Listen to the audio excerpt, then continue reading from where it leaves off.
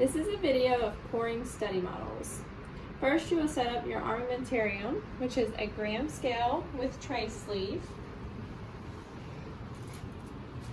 graduated cylinder, 2 rubber bowls, extra large, 2 spatulas, 1 small cement spatula and 1 large straight handle, gypsum vibrator with tray sleeve.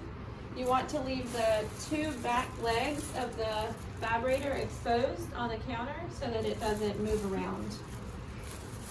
A buff dental stone or plaster, alginate impression, maxillary and mandibular, wax bite registration, plastic plate, water, and a mask for your PPE. All right, so to start, you will weigh the stone or plaster and measure water. You'll start by turning on the scale. You will place the bowl on top to calibrate it and press the on-off button again. You would then want to check and make sure it says 0 with the bowl on top. So you mix per arch to include base. And it shows right here, the instructions. You use 300 grams of dental stone to 90 milliliters of water for the maxilla, and you use 250 grams stone to 75 milliliters water for the mandible.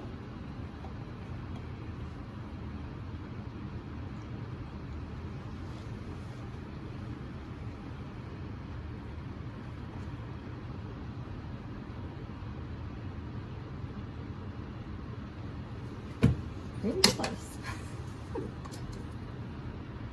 So we are pouring the maxillary.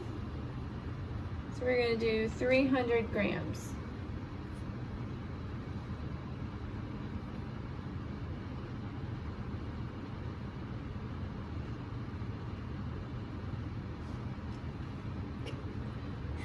Oh, there we go.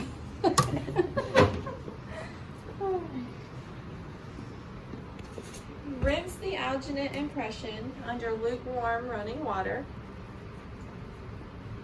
and gently shake out any excess water. To remove remaining water, use air from the air water syringe. Trapped water could result in air bubbles in the gypsum. That would be if you're at your unit. Mix stone or plaster in the extra large mixing bowl. Be Water. sure to add powder to the water. How much water is it? The water, it says it right here also, would be 90 milliliters of water. And it's measured right on here.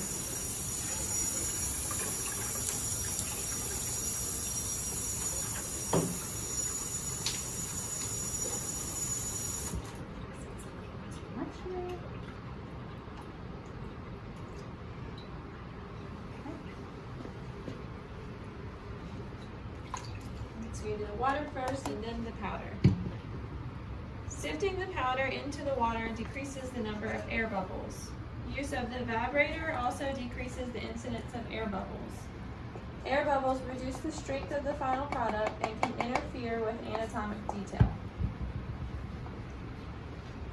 Spatulation by hand should take about 60 seconds, but no less than 30 seconds to achieve a smooth, uniform mix. Whipping motions should be avoided as they produce air incorporation.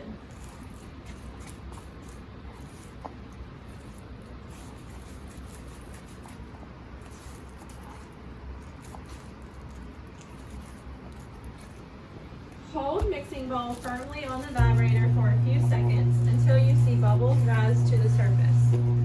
Do not over vibrate. This will cause more bubbles to form.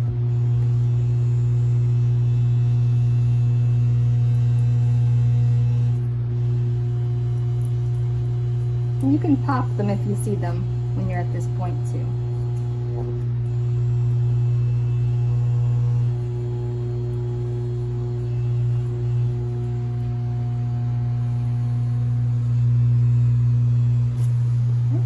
You will be using an inverted pour method. Pour the impression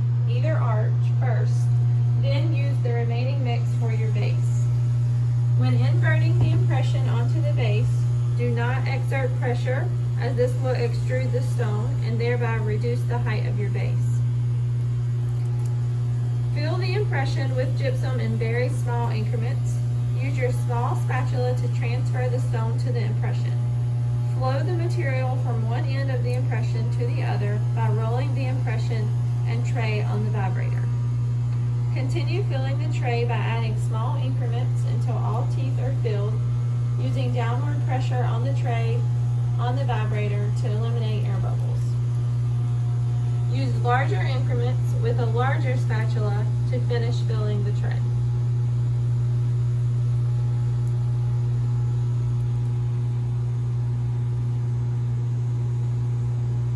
You can see how it's pushing the water out. That's why you really want to roll it and just let the vibrator do the work for you.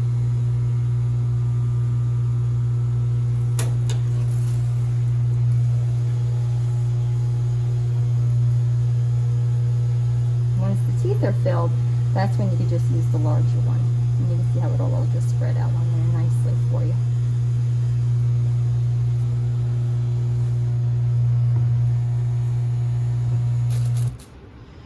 So as you add the larger increments, the impression tray should be off the vibrator. To accomplish this, turn the vibrator off as well. Use the remaining material to form a base onto a piece of plastic. This is the pink square that is actually base plate material. And you could add a little bit more powder if you don't think it's going to be thick enough for the base. Because sometimes it gets too thin, and I'd rather you have more to work with than not enough. So you want to do this part on a flat, level surface so the countertop is fine. You want to form the material into a slab about 3/4 of an inch thick in the approximate shape of the tray. And you do want to do this away from any vibrators that are going. All right, so you might even want to switch over to a different countertop if you have classmates in here doing their thing too.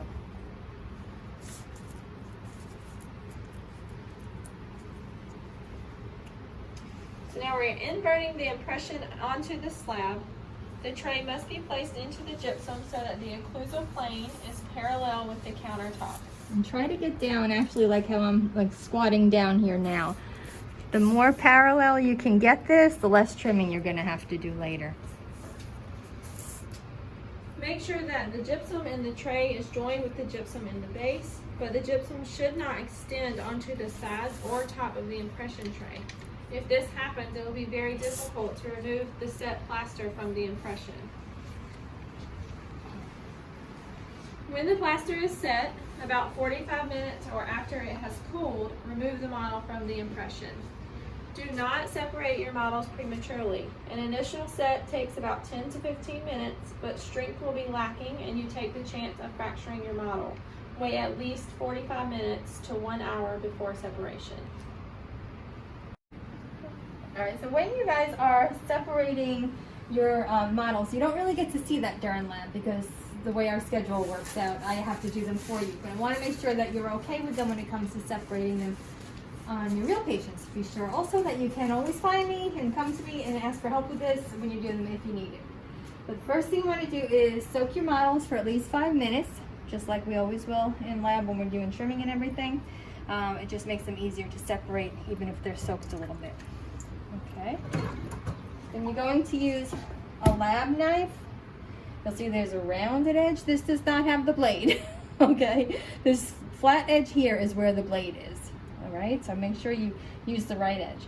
And what you want to do is just wedge it underneath the either the alginate or the model itself, and just kind of work it away a little bit. You can get under here. That's why it's really important not to have this locked in. You can see how the alginate comes here and the tray is here. There's a little bit of lock-in still with the stone even when it comes up to the right area. So you really have to work on it. Just kind of pry it through all the way around. You can get rid of some of that extra alginate if you want to see a little bit better. And just, you know, work it out from underneath here as best as you possibly can. Loosen it all up, all the way around. And don't just pull it from the handle. I've seen students do that before and it will snap the teeth off. So once you feel it's giving, then you can kind of just wiggle it a little bit more back and forth. And it's coming. But just be very gentle with it. as you're wiggling it up. This one's coming out of the tray, of course. There we go. Okay, and it's all right if this ends up being in here. You just carefully break it away with your knife and pull it out from the impression itself. All right, so you can see how nothing is broken there. We're going to get into more with trimming all this stuff at another time. But you can see how the impression is nice there, and we leave everything else behind. Okay, after you separate them, each of these models should go in its own lab pan with the wax bite in one of them. Please don't forget the wax bite. And you'll notice that the way that it's labeled here has your patient's first and last name and the date the impressions were taken, not the date that you're pouring them or separating them or anything like that. The date they were taken, patient's full name. And that should do it.